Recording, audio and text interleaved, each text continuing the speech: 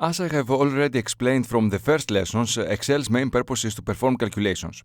So in this lesson I will show you how you can execute simple calculations using the basic arithmetic operations. I mean the operations of addition, subtraction, multiplication and division. In the worksheet in front of me, I want to multiply the grade in cell B2 by the weight factor in cell C2 to get the final grade in cell D2. So I want to perform a simple multiplication operation. I will click on cell D2 to select it, and I will start by typing the equal sign. This is very important and you must remember it. No matter what the type of the calculation is, the first character must always be the equal sign so that Excel understands that what follows is a formula to be calculated and not just data.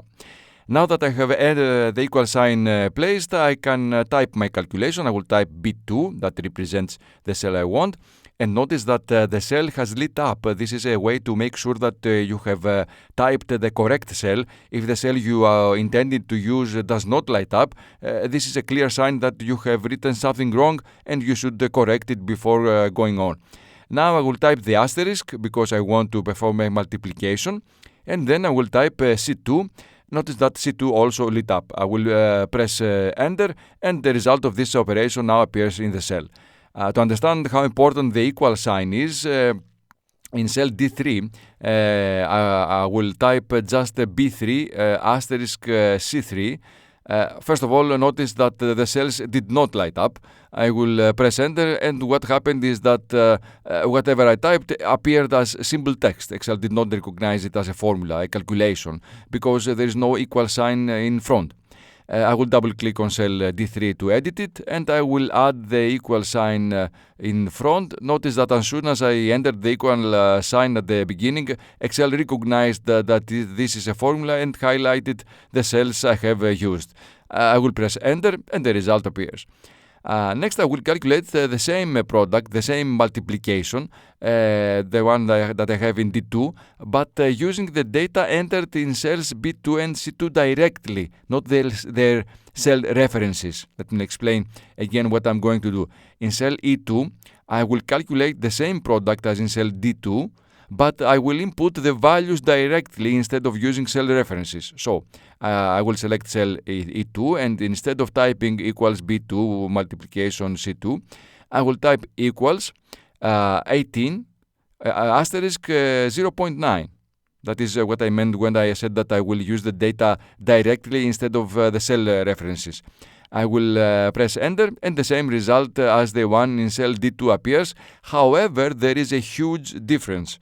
I will click on cell B2, and I will change the value from 18 to 17, and then I will press Enter. You can see that in cell D2, where I used the cell reference of B2, the result changed automatically. On the other hand, in cell E2, there was no change. This happened because in cell E2, I used the value that cell B2 had at the time, which was the number 18, and not a cell reference to B2. So the correct practice is to use cell references in formulas rather than directly typing their contents.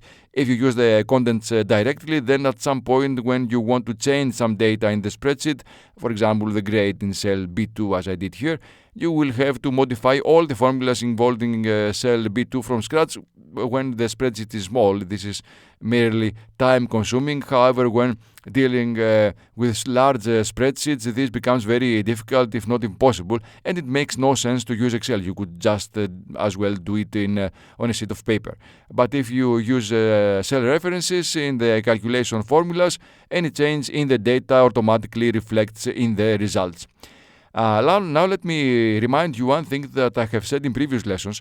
I have said that what I see in a cell in the worksheet is the result of any formatting and calculation performed in the cell. Remember that the actual content of a cell can be seen in the formula bar. I will select cell D2, which has a value derived from a formula. In the formula bar, I can see the calculation, the formula that actually exists inside the cell, but in the worksheet, I see the result of this formula. Similarly, I will select cell E2, and I can also see in the formula bar that this is the result of this is also a result of a calculation. Now I will click on cell B2, and from the formula bar I can see that the number 17 is the actual content. Generally, remember again that what appears in the formula bar is always the actual content.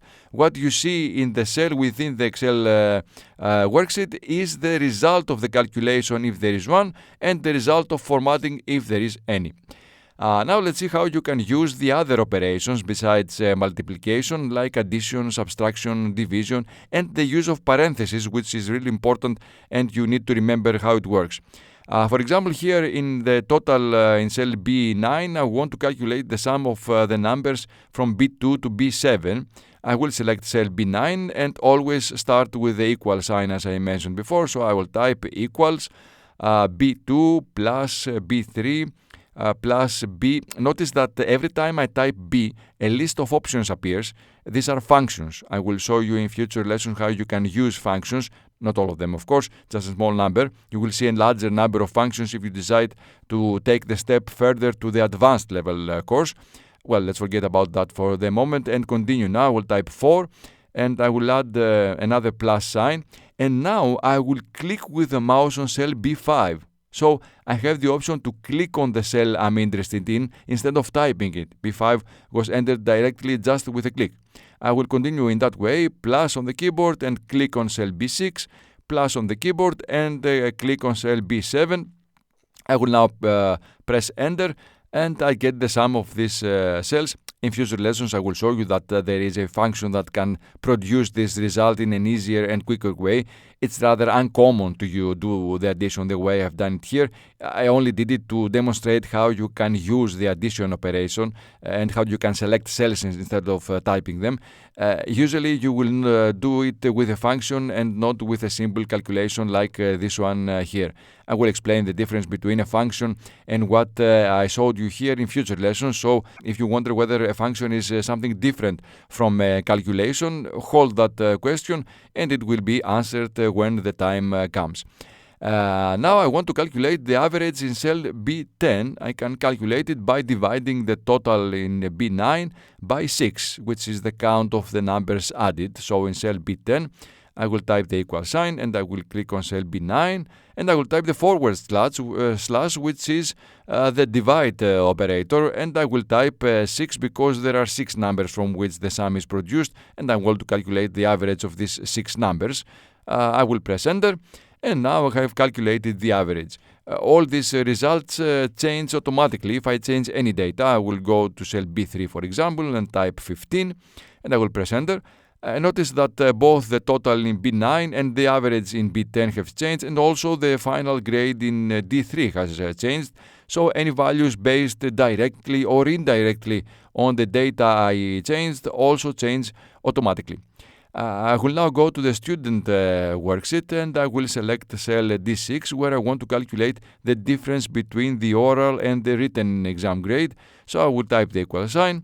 I will click on cell B6, which is the oral exam grade. I will type the minus sign for subtraction. I will then click on cell C6, which is the written exam grade, and I will press enter. Here you can see I got the result of -4 because the oral grade is lower, so the difference is 4 units in favor of the written grade. If I reverse the order of subtraction, I will get a positive 4. That depends on what I want to do. Let's now see the use of parentheses. I want to calculate the average of two values, let's say the oral and the written exam grades in cell E6. I will select cell E6 and I will type equal B6 plus C6 divided by 2. On a first glance, this might seem correct, but it is not.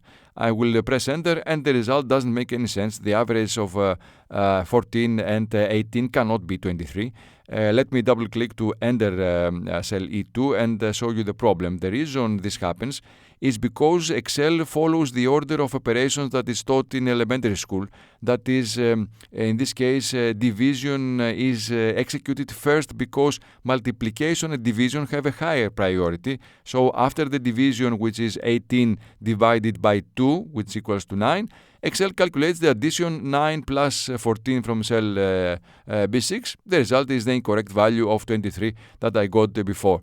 Therefore, if I want to get the correct result, I need to use parentheses. I'm using the arrows on the keyboard. I will move before B6 and I will insert a left parenthesis. Using the arrows again, I will move to the end of C6 and I will insert the right parenthesis.